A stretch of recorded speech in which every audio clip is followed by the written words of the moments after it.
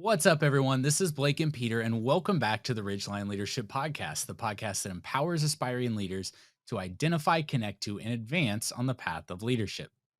Okay, so you've got your planner in front of you. It's probably Monday morning. You're looking at your week, right? And as you're looking at your week, you realize you've got 10, maybe 15 items per day that you just have to get done.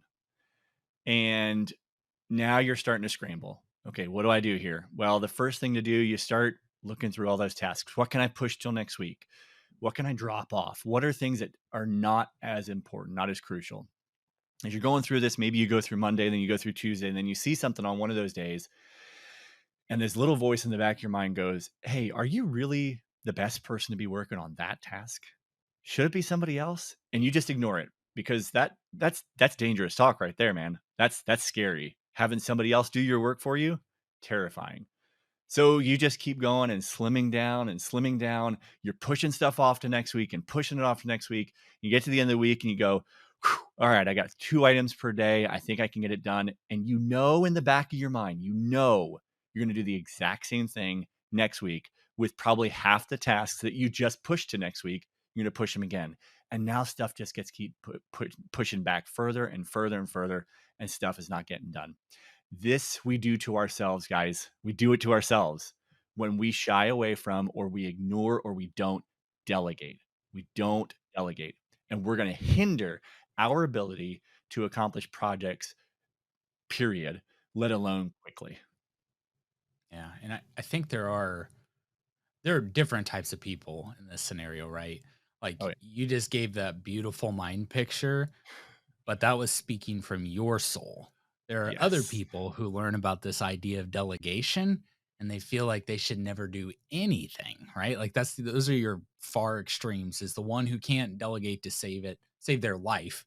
And then you have the other Yeah. person who just can't do anything and has to delegate everything. So obviously in the past we always dive into these topics. We're going through this theme of struggles that leaders face, and delegation is for sure one of those struggles.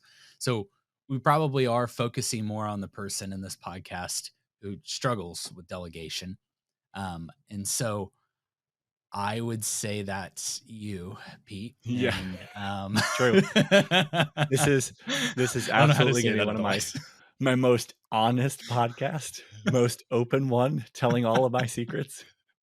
Yeah. Oh shoot, that's funny. I struggle So hard with delegation. yeah, I know you do. I know you do. You like you like being delegated too, right? I like Yes. you're like, hey, what task you got for me? What do you Yep. got? You got anything? What can I take off your plate? And Yep. that's great, but it's only it's great in your servant heart, right? Like you're wanting to serve people and help people. But there is another aspect that we'll talk about here in a minute with elevation that gets hindered in that Yep. process when you don't learn the balance of those things. So really, I think probably one of the best things to do is just straight up interview the Let's the do it. anti-delegator, Let's Peter do it. Ainsworth. Which was not the plan for this podcast, but as you've been talking, I'm like, this is totally where we This is need to go it's for this. absolutely So where we're going. I so kinda got that Pete, feeling as we were planning yeah, this out going, "Man, I yeah. see where this is headed." Blake's really angling this a certain way, and you're right. You're Yep. not wrong at all. So, Pete, how you doing, man? You ready for this? I'm ready. Let's dig All into it. right, Let's go. all right, Peter Hainsworth. What is delegation? It's funny. I knew you were gonna ask me this question, and in the back of my mind, I go, "It's so interesting that I know so well what it is, but I can't do it so well." Yeah. I know it. I have the head knowledge, but I just don't do it. Okay, so Okay. delegation. So hold on. Delegation. Yeah, go Hold ahead. on. Before you go, Yeah. can we? I want you to first give me what your emotional head says delegation is, and Okay. your fearful head that says what delegation is, and then you can tell me what the definition is. So, what does Yeah. terrified Pete think delegation is? So my emotions say delegation is having to do a project twice because I give it to somebody and they screw it up and I have to do it again for them. Let's go. That's Oh my man, emotional side, this is so right? honest. This is my favorite podcast Right. already. Um, and I know we'll get into Oh, this too, but a lot of that's my perfectionism, right? Number 1, nuh-uh. Enneagram 1 right here. Stop It's it. gotta be perfect. I know, right? The rational side of me, and I'm gonna No. give you two definitions on this because one was what Webster's. I wrote down. One was what I wrote down, and then one is what Webster's writes, right? So the one Okay. I wrote down as a definition for delegation was passing out tasks or projects to the right or the appropriate person or role. That was what I wrote down as my rational head says that's what it is. Um, Webster says it slightly differently. They said that it is entrusting tasks or responsibilities to another person, Ooh, right? And I was like, what man, word was a dagger there? the What dagger word? is entrusting. Man, that Ah. hurt. There's so much trust involved there, right? Oh, Entrusting. man. And they're the ones that brought up the responsibility side, right? Mm. So the responsibility is another thing too, because when you delegate to someone, you're not just handing them the task, but you're giving them the responsibility for it too. They're So taking those things on. so why don't you delegate? Or like even in the past, why have you Yeah. not delegated? Number one top reason, and it's going to sound like an excuse. It's not. I am a number one Enneagram, which is the perfectionist. Everything has to be done properly and okay, we'll talk about this later, but in the right order and in the right way, which is often my way. Um, when that doesn't happen, then it's not right. Even if the end result is what we're looking for, the path is just as important. The steps that you take are just as important as the result to me. And I know you're dying laughing, Blake, at this because you're like, Pete, man, that's you. That's you. I know this is me. This is what I Yeah, struggle with. right. Exactly. Um, and sometimes it's even again, we're being really honest and open here. A lot of times I don't want to be this way. You hear people say that we're like, well, I don't really want to be like this. I don't want to act like this. It's true. I don't always want to be the perfectionist because that means when I go through a project, and Blake, you and I talked about this the other week, I am not the person to edit podcasts or videos. I'm Hmm. not. That is one area I am absolutely happy to delegate because a podcast that's 30 minutes long will take me probably 2 hours to edit because it has to be perfect. It has to be exactly right. And I will still listen to those podcasts that I have edited and gone, here's a spot I missed. Here's a flaw. Here's an issue. I would have done this better. Had I done this better, it would have been different here. I analyze all those things like crazy. And that's a big reason why I don't delegate. I want it to be right. So, real quick question here. Um, and the thing I don't think perfectionists realize, okay? Mhm. If everything has to be perfect, whose standards are you using? I know the answer. What We is can the just go to the answer? next question. We can go to the What's next the question. How answer? about that? It's mine. My standards. I set the Yes. standard for everyone and for everything. Oh man. And it's, believe me, you're not the only one here. I feel these same things. We all hold these standards to ourselves. But perfectionism, and I say this in as much love as I possibly can, is arrogance. Yeah, it Right? It is. is that my standard is the standard. And believe me, Mhm. this is not a shot at you. This is like I everyone's got an element of perfectionism to them as well. And their standard is the right standard. And but we don't think of it like, well, it's just got to be perfect. It's got to be the right way. Right. Yeah, but we're defining it as our right way, not Yeah. the right way. And Yeah. it's interesting when we go to that place. And Um, we go ahead. hide behind the attention to detail, right? We call it that instead of perfectionism. Well, I just have a really good attention to detail. That's a bullshit lie that you're telling yourself. The reality is that I know I'm talking to myself here. You're arrogant enough to think that only you're the one who can see those details. Yeah. And perfectionists a lot of times hide in the details because they don't know how to complete. That is so true. Mhm. It's so true. They don't know how to Finishing can finish. be They don't know very, how to bring yep. something to an end. And so they continue to hide in the details. So anyway, I don't want to get too deep into Yep. perfectionism because that's not what this is about. So kind of back to that, why don't you delegate or haven't delegated in the past? Anything else? Yeah, another one is trust. We kind of talked about this in a minute ago. We were talking about trusting, right? Mm-hmm. I don't I don't trust easily that people are going to be able to accomplish it. And just going back to the to reality my way, right? That's my reality, my perception there. I don't trust them to be able to do it my way. Mm-hmm. Now I've learned a lot over the last few years that my way is not the only way, and the ultimate is getting to the result, right? Still tough to trust sometimes, especially in a situation where maybe I've done something 500 times and maybe they've done it twice, right? That's where it's hard for me to trust them. And I Right. can't believe I'm saying this, Blake. I cannot believe I'm going to say this. And those are the moments when those people need to fake it till they make it. Damn it. Let's go. Yes. That's what Oh I'm my talking about. gosh. I can't believe I'm saying that has come back to haunt me for weeks, guys, for weeks. Yeah. All right. That's been Yeah. fun. So, Blake, what about you, man? What are the times that you found it difficult to delegate or you haven't delegated in the past? Yeah. I think for me, it's there has been and this is not new, but there has been and for good reasons, this huge demonization of those in leadership or Mm, those who are running things or running projects or taskmasters, if you will. And there's such a negative connotation to that that I think I struggled early on with being afraid to ask people to do things because I thought that if I asked them to do it, what are they going to think? Are they going to think that I'm being mean or causing them to do everything? Therefore, I'll just do it all, right? Like I didn't want to put that on someone else. And again, the false humility of I'm serving everyone. No, nobody else is doing anything. You're not serving them. They're not getting better. They're not growing. You just you're afraid of exploiting them, and that's the problem is it isn't exploitation. It really isn't. yeah. It's multiplication, and we've got to get to that place for sure. Another reason is just kind of the time one. It just takes time. Mm, It'll take me longer to teach them than to do it myself, but that's only true like once. You know what I mean? mm, Like yeah.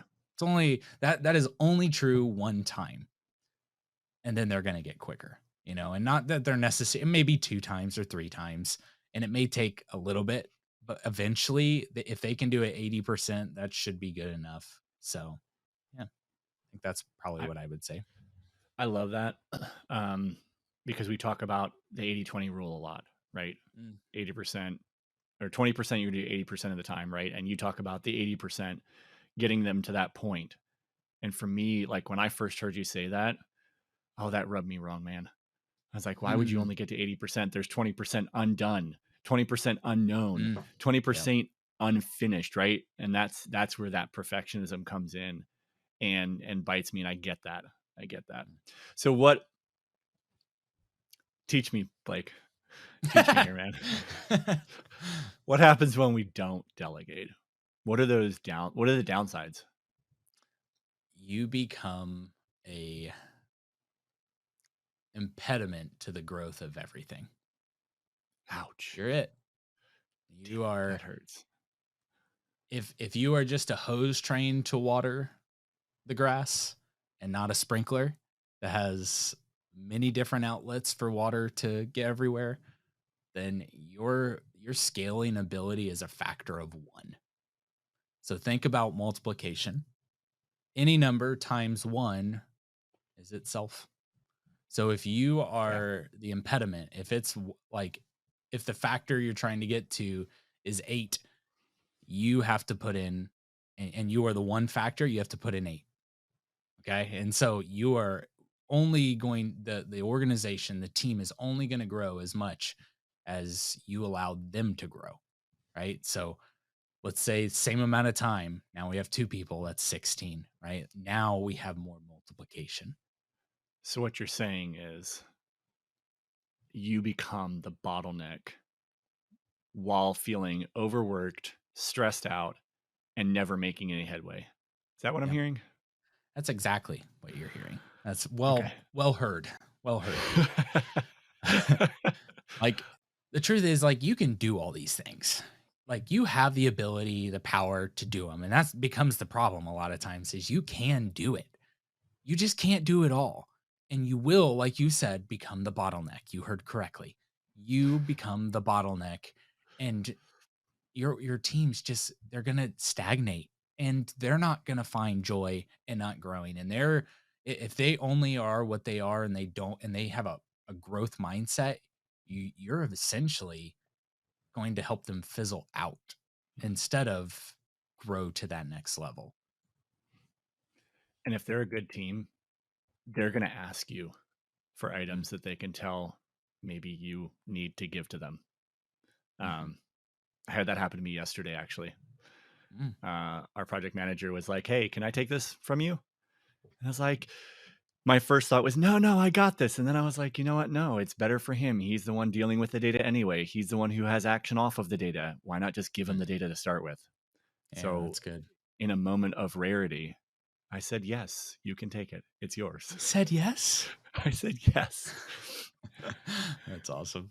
Yeah, Well, we can do far more with others. And that's really the big picture. What's the big why to all of this is we delegate because we can grow and go a lot farther with more than just ourselves. Okay. yeah, So getting over that mindset that, like, well, what are they going to think if I ask them to do things?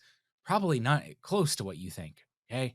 yeah, I don't remember who said it to me, but it hit hard. They said that, and I kind of hinted at this, but delegation is not exploitation, it's multiplication.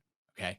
Delegation is not exploitation, it's multiplication. So see it that way. See yeah, and make sure, like, don't just give people hard things all the time because you don't want to do the hard thing. That's exploitation. Okay. right. But doing it to grow and because it's the right thing, that's what's going to help you get to the next level. And there's this phrase that we hear a lot, especially in leadership. And since this is more a leadership podcast, it's about helping you grow into these leader positions.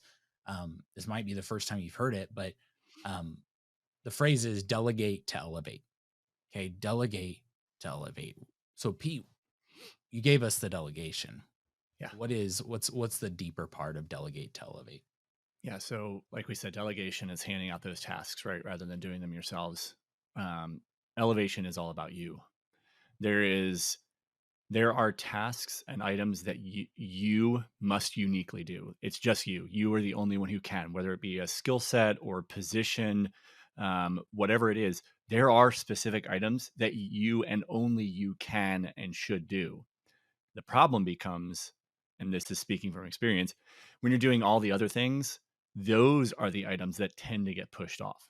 Those are the items that tend to not be able to be gotten to because you've run out of time from Mm, fixing all the other little things that you really should have handed off. Um, so that elevation is bringing you up to that level where you need to be, not down in the weeds, right? You don't want to be stuck in the weeds. You want to be on the path. mm, Get out of the weeds, get on the path, come up to that level where you need to be and working on those items. This is not a pride thing. This is not a arrogance. yeah. This is a genuine um, realization that there is a reality that you must do certain things and only you can. And if those things are not done, now other things start hindering. So you've got to delegate in order to get to that point. Yeah. Small business, we all wear so many different hats, right? Mm, We are doing many different things. This week, our head of finance is out, so I'm wearing that hat today. And this week, I've been head of finance, head of ops. I'm doing all these things right now, right? And it's easy for me just to feel scattered and do the little things that get done. But I've got to be able to delegate those things and focus on the things that I absolutely have to do that are just for me. mm, That's the elevation. I yeah. hope that answers your question. Yeah, absolutely. No, that's good. It brings a lot of clarity and kind of flipping on the other side to where does this delegation become exploitation? It is when the person who's delegating isn't elevating, right? When Right. it's just like, "Oh, it just feels good to I feel like I'm getting things done because everybody's doing all these things." Yeah, but what are you elevating to? If you're not Right. elevating to something, you're not going to that level that we actually need you to go to because you Yeah. uniquely can take as the leader. take it to the next place. If you're not going to be that leader, then then it doesn't really matter if you delegate at that point. Just do it yourself. Okay? If you're going to elevate and help us multiply to another factor, right? So Yeah. delegation is like the multiplication part. The elevation part is like the exponent. You know what I mean? Like it's Yeah. like the Oh, yeah. squared factor. So now we have 2 at times 8 doing 16. If you elevate and you can build the project or the task or the thing to another level, now you're adding an exponent on top of that, and that's compounding. And that's when amazing stuff happens. So how do we determine use me for example. How do I determine what items I should delegate out? Okay, so I want to say that this was in traction. There's a matrix that is helpful. Okay, it's just not Yeah. perfect. There are sometimes we got to do things that fall in certain parts of this matrix that seem like we should have all this done, but it's a growth process. And so if you imagine a matrix like we've talked about, the Eisenhower decision making matrix and stuff like that, there's the 4 quadrants. So your top left quadrant is the things that you love doing and you're great at doing them. Okay. Those are things that should not be delegated. Okay. You Okay. love doing them and you're great at doing them, unless you're growing to another level and in which maybe you do have to find someone for that. However, those are the things that are uniquely you. They come naturally. Like you have the ability to create things that other people can't create in that environment. You don't want to delegate that. Okay, just to get it done, you would almost feel wrong doing that. Okay. Yeah. Then to the right, the top right quadrant would be the things that you like and you're good at. Okay. So those are like, do I delegate them? Maybe, but I still can do some of those. Then there are things you don't like, but you're good at doing. This is maybe where we start getting into some delegation because you probably push these things off. And there is someone, and this is when you start trying to think through what do you delegate and who do you delegate to? Like who is the right person? The right person is someone in one of the top left or top right quadrant that they love inputting invoices. They love doing Right. these things. You know what I'm saying? Like you're looking Yep. for that person to do it. Yeah.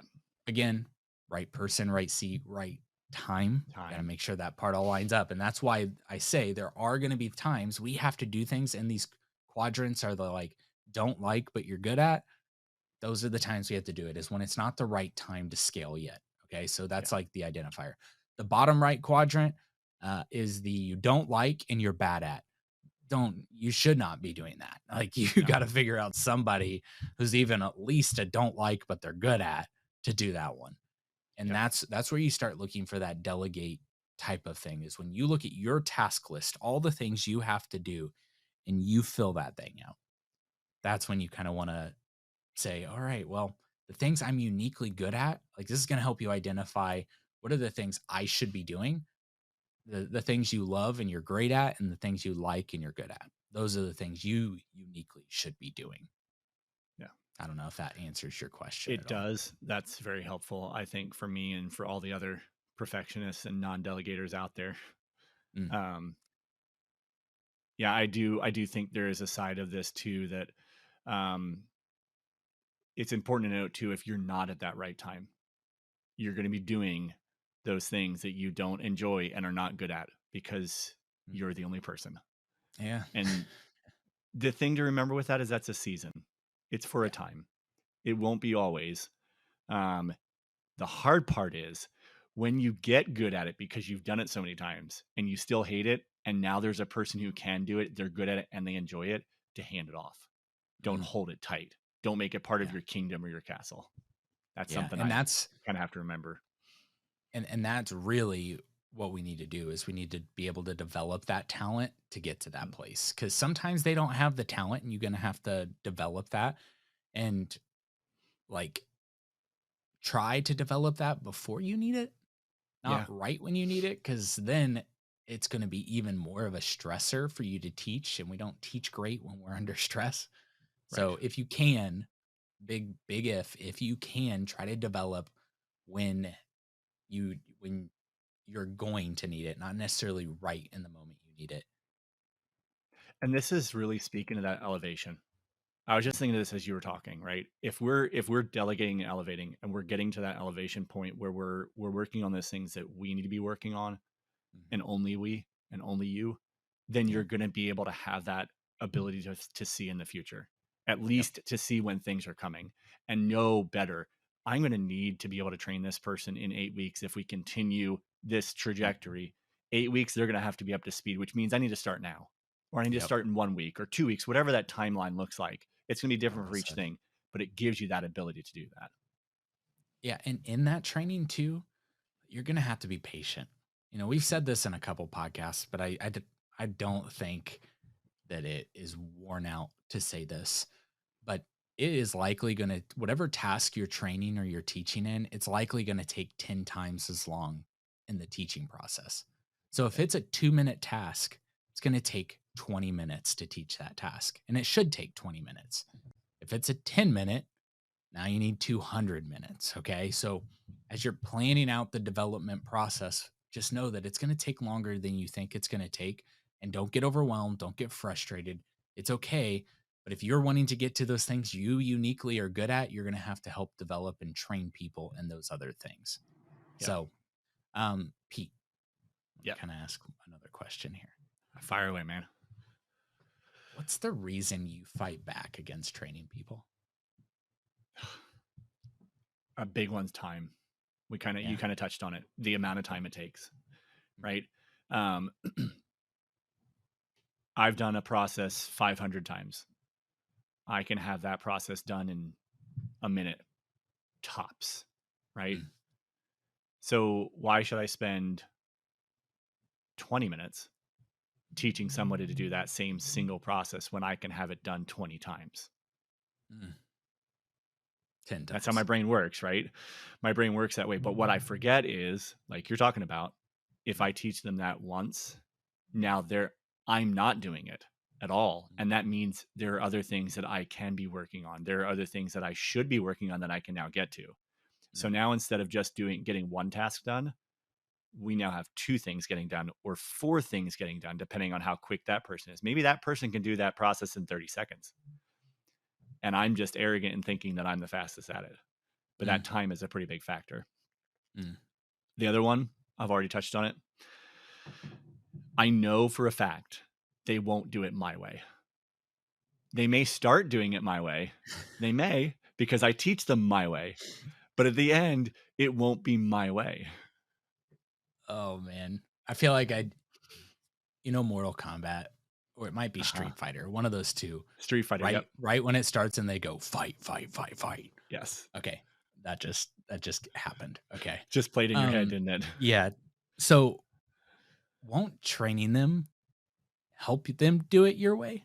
Like all the things you think are great, won't training them actually train them in the way that they will do it your way? And second, this is the one I love. You ready? Is your way the best? So I'm going to answer those in order. Yes and no. Yes, it will teach them my way, Oh, right? shoot. And that's great. The answer to the second is no, it's not. There may It be might be, but times. my Well, point as I is it's say, assumptive, right? yeah, it's super assumptive and a ridiculously arrogant. And I know this. My head knows this. Um, You're a good person, Pete. This isn't like a it's not save on that. you. It's not that. This is good though because I need this reminder. I do. Mm, And it's easy for me to just take on everything and go, I'm not going to let go of anything because I have to just do it. And if I don't, if they don't do it my way, it's not really done right. But the reality is, my ways don't always work out great. I've seen that firsthand many times. Here, this is the way I'm doing it. Somebody comes along and they start doing it and they go, well, we could cut out these 5 steps if we just do this one step. And I go, well, shit, why didn't I see that before? Right? Yep. That's the truth. That's the way it goes. And we've talked about this before too with like ideas. Creativity Inc., talks about how ideas are not singular. Mm, So are solutions. Solutions are not singular. We mm, don't ever come up with a solution and go, this was 100% my solution. I fixed the problem. No, it's mm, we fix the problem. If I fix the problem by myself, more than likely the problem is not fixed, or at Mm, least some aspect of it is not fixed because I can't see all the pieces. See, mhm. guys, I know all these things. I know them all. I've got the knowledge. I Oh, just got shoot. to execute on it. Pete, thank you for being a good sport. I know that this ended up turning probably not at all like you thought it was going to be. So thank you for being a good Yeah, sport. Um, this is the way most people's minds go, right? Like whether they call themselves perfectionists or not, a lot of our minds go to these places. And so thank you for being a good sport. of course. Um, I guess, that's probably it. Delegate to elevate. We've talked a lot that delegation is not exploitation, it's multiplication. We can do so much more with other people around than just our factor of one. When we delegate and then we focus on the things we're uniquely good at, we are going to be able to add an exponent to whatever number where we're working as a team as. And when we can develop our talent patiently, we can develop our talent patiently the way we want it to be done. That's usually a nice factor as well. Yeah, And then true. they add their flavor to it and we become even better. This is why delegation and elevation are so important to an organization. Thanks so much, everyone, for joining the Ridgeline Leadership Podcast. See you next time.